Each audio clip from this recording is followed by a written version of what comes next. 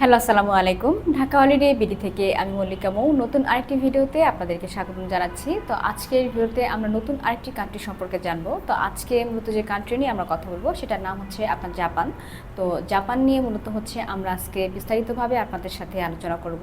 তো জাপানের ট্যুরিস্ট ভিসার জন্য আপনারা কিভাবে অ্যাপ্লাই করবেন এবং জাপানের ট্যুরিস্ট ভিসার জন্য মূলত কী ধরনের প্রয়োজনীয় ডকুমেন্টস আপনাদের লাগবে এবং ভিসা ফি, প্রসেসিং টাইম এবং হচ্ছে আপনার এয়ার টিকিট এবং হোটেল বুকিং আপনারা কিভাবে করতে পারবেন এবং কিভাবে সস্তায় আপনারা হোটেল বুকিং করতে পারবেন। এছাড়াও হচ্ছে আপনার ট্যুরিস্ট ভিসার জন্য মূলত আরও কিছু যে ইনফরমেশনগুলো রয়েছে তো সেগুলো হচ্ছে আমরা আজকে আপনাদের সাথে ধাপে ধাপে আলোচনা করব। তো নর্মালি হচ্ছে জাপান কিন্তু হচ্ছে এশিয়ার মধ্যে একটি সমৃদ্ধশালী একটি দেশ। তো জাপানে কিন্তু প্রচুর মানুষ হচ্ছে আপনার ভ্রমণের উদ্দেশ্যে কিংবা ব্যবসায়িক উদ্দেশ্যে কিংবা হচ্ছে আপনার স্টাডি ক্ষেত্রেও হচ্ছে আপনার জাপানের জন্য হচ্ছে আপনার যায়। তো আপনি যেভাবেই যান না কেন জাপানে যাওয়ার জন্য কিন্তু মূলত হচ্ছে আপনি ব্যবসা ভিজিট এবং হচ্ছে আপনার যে শর্ট কোর্স রয়েছে তো প্রত্যেকটির জন্য কিন্তু আপনাকে কিন্তু ট্যুরিস্ট ভিসার জন্য আপনাকে অ্যাপ্লাই করতে হবে। তো নর্মালি হচ্ছে জাপানে হচ্ছে আপনার দুই ধরনের ভিসা হয়ে থাকে, একটা হচ্ছে আপনার সিঙ্গেল এন্ট্রি এবং ডাবল এন্ট্রি। তো সিঙ্গেল এন্ট্রির মাধ্যমে হচ্ছে আপনি জাপানে 1 মাসের জন্য হচ্ছে থাকতে পারবেন এবং হচ্ছে ডাবল এন্ট্রিতে আপনি হচ্ছে দুবার প্রবেশ করতে পারবেন জাপানে। তো এটার ভিসার মেয়াদ থাকবে হচ্ছে মূলত আপনার 6 মাস এবং সিঙ্গেল এন্ট্রিটা মূলত আপনার 30 দিন। তো এই হচ্ছে আপনার দুই ধরনের ভিসা এবং জাপানের আপনার নর্মালি ট্যুরিস্ট ভিসার জন্য কিছু প্রয়োজনীয় ডকুমেন্টস দিতে হয়। তো ডকুমেন্টসগুলো হচ্ছে নর্মালি আপনার পাসপোর্ট, ছবি, voter ID card, bank statement, এছাড়াও যদি আপনার ইনভাইটেশন লেটার থাকে তো সেগুলো আপনি দিতে পারবেন। তো নর্মালি জাপানের ট্যুরিস্ট ভিসার জন্য হচ্ছে মূলত আপনার এই ডকুমেন্টসগুলো থাকলে আপনারা খুব ইজিলি হচ্ছে ট্যুরিস্ট ভিসার জন্য অ্যাপ্লাই করতে পারবেন।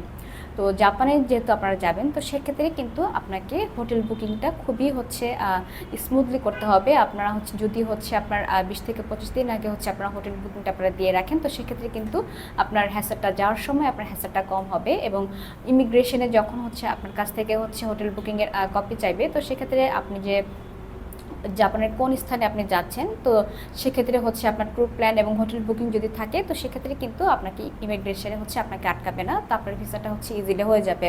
তো নর্মালি আপনারা যারা যাবেন তারা হচ্ছে ট্যুরিস্ট স্পট যেগুলো তো তার সেই স্থানগুলোর আশেপাশে কিন্তু আপনারা হচ্ছে হোটেলটা বুকিং দেওয়ার চেষ্টা করবেন এবং হচ্ছে সেখানে আশেপাশে হচ্ছে আপনারা মূলত যদি আপনারা আশেপাশে সস্তায় হচ্ছে আপনারা খাবারও পেয়ে যাবেন যদি হচ্ছে আপনারা পুরো স্থানটা সম্পর্কে হচ্ছে আপনার ধারণা নিয়ে যান।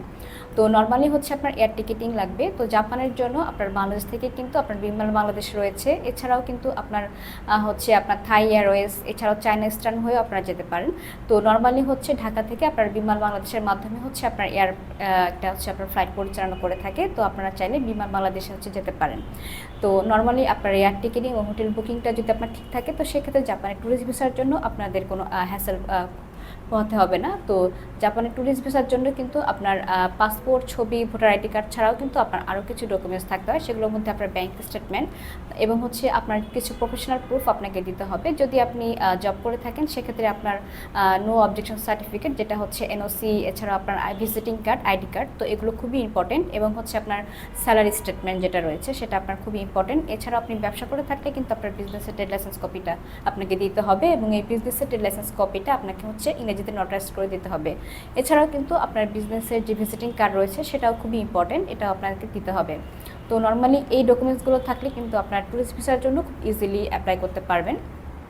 তো আপনারা যারা জাপানে যাবেন তো সেক্ষেত্রে কিন্তু আপনার ট্রাভেল হিস্টোরি যেটা রয়েছে অর্থাৎ আপনার যে ট্যুর প্ল্যান আপনি কিভাবে করবেন, আপনি জাপানের কোন কোন স্টেটগুলোতে আপনি ঘুরবেন তো সেক্ষেত্রে আপনি একটি নর্মালি একটি ট্যুর প্ল্যান করে যেতে পারেন। যেমন হচ্ছে আপনি জাপানের কোন কোন স্থানগুলোতে আপনি কয়দিন থাকবেন, এছাড়াও হচ্ছে সেখানকার কোন হোটেলে আপনি থাকবেন, তো সেগুলো হচ্ছে মিলে যদি আপনি একটা ট্যুর প্ল্যান করেন তো সেক্ষেত্রে কিন্তু আপনার ট্রাভেল হিস্ট্রিটা অনেকটা স্ট্রং হবে।